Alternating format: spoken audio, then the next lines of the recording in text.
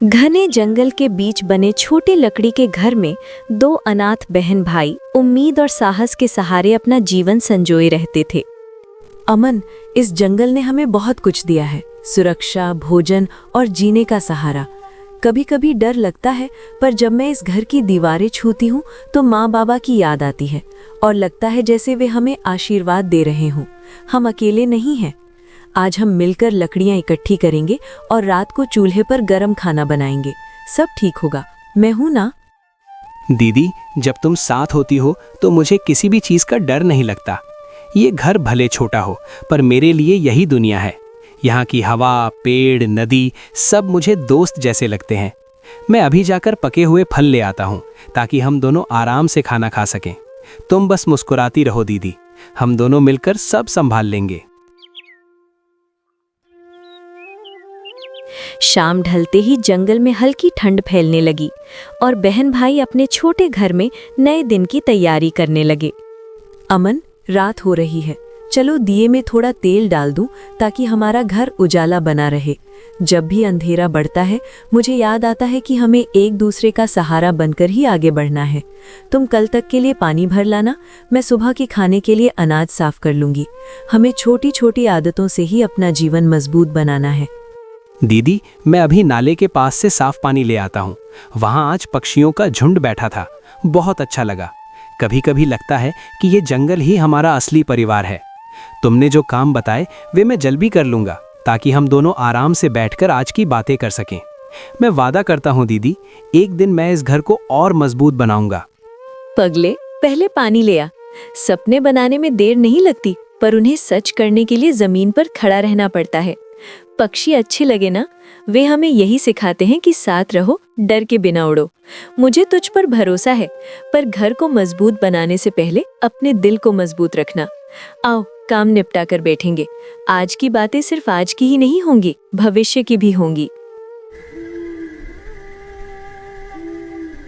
रात गहराती गई, पेड़ों के बीच जुगनुओं की रोशनी चमकने लगी और बहन भाई अपने छोटे घर में सपनों जैसा सुकून महसूस करने लगे। अमन, आज तुमने बहुत मदद की। जब मैं तुम्हें काम करते देखती हूँ तो मुझे भरोसा होता है कि हम अकेले नहीं बल्कि मजबूत हैं।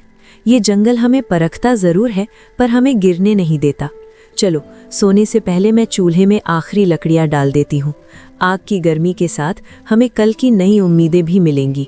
बस तुम ऐसे ही हिम्मत बनाए रखना। दीदी, तुम्हारी बातें सुनकर लगता है जैसे हमारे माता पिता यहीं पास बैठे हमें देख रहे हों। जब भी मैं डरता हूँ तुम्हारी आवाज़ मुझे संभाल लेती है। कल सुबह मैं और दूर जाऊँगा, शायद हमें कुछ पके आम या कोई नई जड़ी बूटी मिल जाए। मैं चाहता हूँ कि तुम्हें कभी तकलीफ ना हो। तुमने मेरे लिए माँ की तरह सब निभाया है, ठीक है?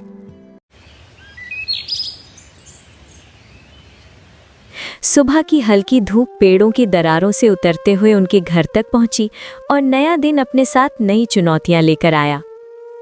अमन, आज हमें घर की छत भी ठीक करनी होगी। कल की हवा में कुछ हिस्से ढीले हो गए थे। हम दोनों मिलकर इसे मजबूत करेंगे ताकि बारिश में परेशानी ना हो। और हाँ, जब तुम जंगल जाओ तो ध्यान रखना, कुछ इलाकों में जमीन फिसलन भरी होती है। मैं यहाँ सब व्यवस्थित करती रहूंगी। तुम लौटो तो हम दोनों मिलकर खाना पकाएंगे। दीदी, मैं सावधान रहूंगा। कल मैं नदी के उस पार तक गया था। वहां मैंने एक जगह देखी जहां बहुत सी औषधीय पत्तियां थीं। शायद हमें उनकी जरूरत पड़े। मैं आज वहीं फिर जाऊंगा। तुम घर की चिंता मत करो, हम जल्दी लौट आऊंगा। और जब लौटूंगा तो हम दोनों मिलकर छत बांधेंगे। हमारा घर हमेशा मजबूत रहेगा, जैसे हमारा बंधन है। अमन और मीरा धीरे धीरे जंगल की ओर बढ़ा और आसमान में उम्मीद का हल्का रंग चमक रहा था। कभी कभी मैं सोचती हूँ अमन, कि ये जंगल हमें क्यों इतना प्रिय है। शायद इसलिए कि यहाँ किसी लालच की जगह नहीं, हर चीज़ मेहनत से मिलती है और हर छोटी खुशी बड़ी लगती है। जब तुम बाहर जाते हो तो मैं तुम्हारे लौटने का इंतज़ार करती हूँ। ये छोटा घर खाली लगता है, पर तुम्हारी हंसी इसे फिर भर देती है। हम दोनों लौटोगे तो मैं गरम रोटी बना दूंगी। दीदी, हम रास्ते में हैं और सोच रहा हूँ कि जब बड़ा हो जाऊंगा तो तुम्हारे लिए कुछ खास बनाऊंगा। शायद एक बड़ा घर, शायद एक ऐसा बगीचा जिसमें तुम रोज फूलों की महक से घिरी रहो। लेकिन तब तक ये जंगल ही हमारा सहारा है। मैं पेड़ों और हवा को भी अपना साथी मानता हूँ। बस तुम मुस्कुराती रहो दीदी। अमन और मीरा जंगल की गहराई में पहुंचा तो अचानक पत्तों के बीच छुपा एक पुराना रहस्यमयी पत्थर का दरवाजा उसकी नजर में आया। ये जगह मैंने पहले कभी नहीं देखी दीदी। यहाँ एक पत्थर का दरवाजा है जिस पर अजीब से निशान बने हैं, जैसे किसी ने सदियों पहले इसे छुपा कर रखा हो। हवा भी यहाँ कुछ अलग लग रही है, थोड़ी भारी, थोड़ी डरावनी, लेकिन किसी अनकही बात से भरी हुई। मैं सोच रहा हूँ कि इसे छू कर देखूं, शायद इसके पीछे कोई रहस्य छुपा हो, पर सतर्क रहकर ही आगे बढ़ूंगा।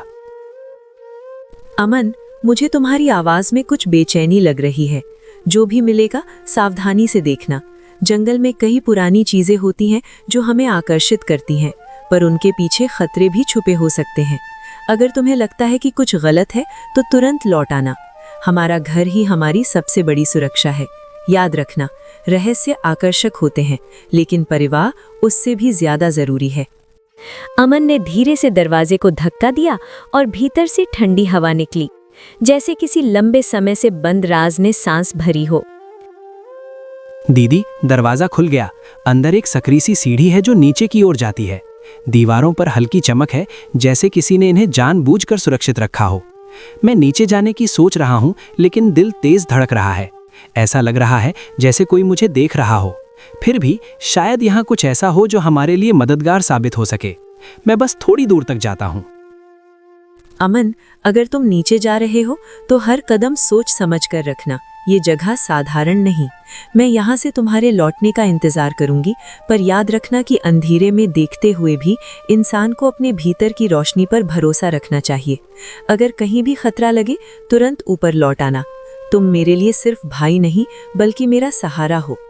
अमन और मीरा नीचे चलता गया और गुफा के अंत में उसे एक चमकदार प्राचीन कक्ष दिखाई दिया, जिसमें किसी पुराने युग की शक्ति जाग रही थी।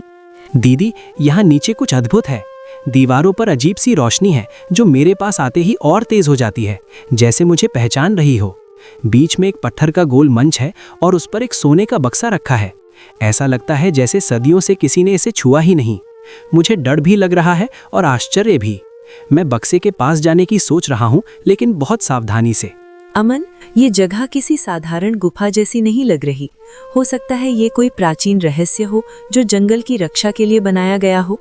लेकिन याद रखना, हर चमकती चीज वरदान नहीं होती। अगर तुम्हें लगता है कि बक्सा के पास जाना सुरक्षित है तो ही जाना।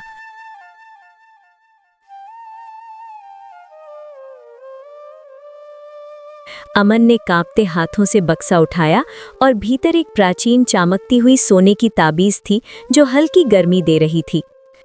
दीदी, ये ताबीज जैसे जिंदा है।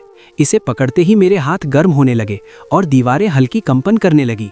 ऐसा महसूस हो रहा है जैसे ताबीज जंगल की भाषा में कुछ कह रहा हो, जैसे वो हमें पहचानता हो, शायद हमारी रक्षा करना चाहता हो।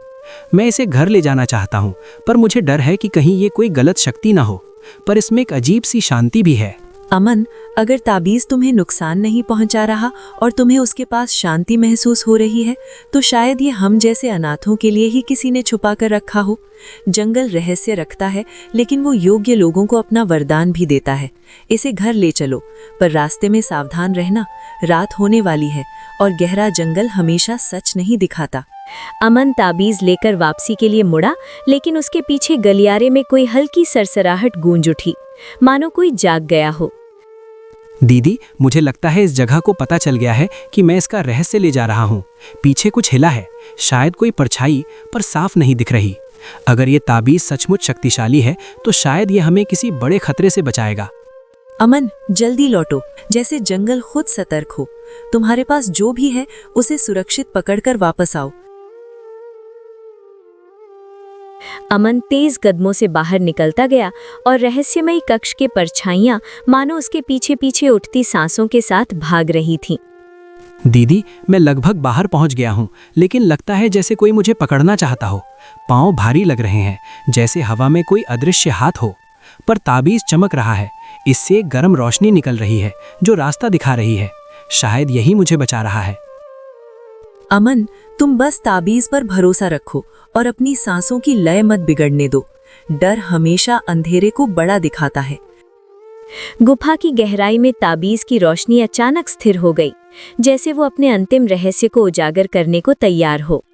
ताबीज की रोशनी अचानक फैल गई और कक्ष के केंद्र शांत ऊर्जा से भर रहा था। दीदी, ऊर्जा के अंदर जैसे कोई छवि उभर रही है, हमारे माता पिता की। वे कुछ बोल नहीं रहे, पर उनका चेहरा शांत है, जैसे वे हमें आशीर्वाद दे रहे हों। ताबीज की धड़कन उनकी ओर बढ़ती है और मुझे ऐसा लग रहा है कि ये शक्ति हमें दे रहे हैं। शायद वे भी कभी इस कक्ष के रक्षक थे। दीदी, ये क्षण लगता है जैसे हमारी जिंदगी की सारी तलाश यहीं पूरी हो गई। अमन, उन्हें देखकर मन भर आया है, जैसे वे कहना चाहते हों कि अब हमारा समय है। ये कक्ष, ये ताबीज, ये रोशनी सब हमें उसी जिम्मेदारी की ओर ले जा रहे हैं जिसे उन्होंने शुरू किया था। हम अनाथ नहीं, बल्कि जंगल के नए रक्षक हैं।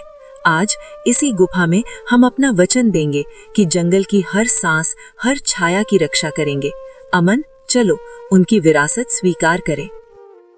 ताबीज शांत होकर चक्र के केंद्र में बस गया और गुफा एक गर्म अनंत प्रकाश से भर उठी, जहां से उनके रक्षक जीवन की शुरुआत हुई। दोनों भाई बहन जंगल के रास्ते तेजी से लौटने लगे और ताबीज की हल्की रोशनी पत्तों के बीच नई चेतावनी सी चमक बिखेर रही थी। दोस्तों, तो इस तरह की और शानदार और मज़ेदार कहानियां देखने के लिए हमारे इस चैनल पराकू टून्स को जल्द से जल्द लाइक और सब्सक्राइब कर लें और कमेंट करना ना भूलें।